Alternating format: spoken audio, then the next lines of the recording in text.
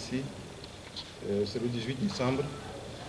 Dieu m'a ordonné d'appeler les Togolais à la repentance, surtout la classe politique.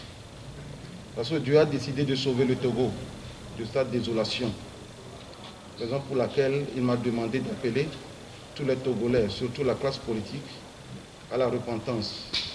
Comme je l'ai déjà dit dans mon message, depuis la lutte pour l'indépendance, les mouvements, les partis politiques, à l'instar du QUIT, PTP, Juvento, UCPN et les acteurs de la société civile n'ont pas pu prôner l'union de tous les Togolais et l'intérêt général de la nation.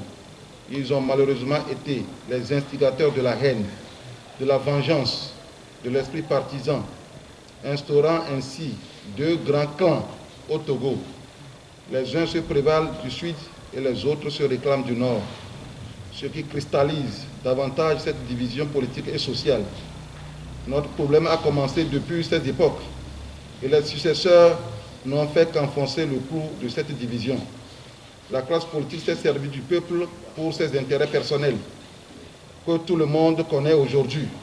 Pour cela, Dieu a décidé de siffler la fin de la récréation, car une nouvelle ère va commencer pour le Togo dans ces derniers jours. C'est pourquoi j'invite tous les Togolais à se tourner de leur mauvaise voie. Faisons la paix les uns avec les autres. Pardonnons-nous les uns les autres. Donnons-nous la main pour l'émancipation de notre chère nation, le Togo. Quand vous parlez de repentance des acteurs politiques et de la société civile, à quoi voulez-vous faire allusion? C'est-à-dire que le Togo est divisé.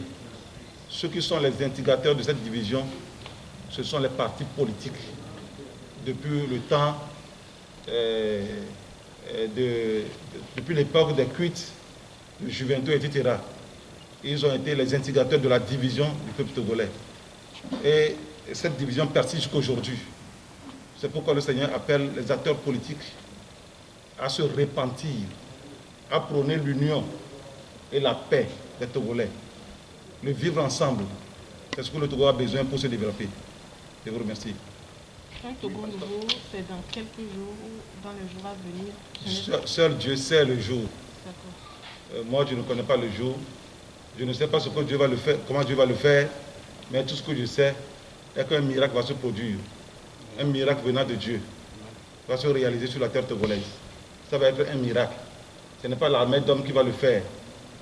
Si c'est la main d'homme, on l'aurait déjà su. La main d'homme ne peut rien faire ici. Un miracle va se produire de la part de Dieu. Je crois en ce miracle-là. Je vous remercie.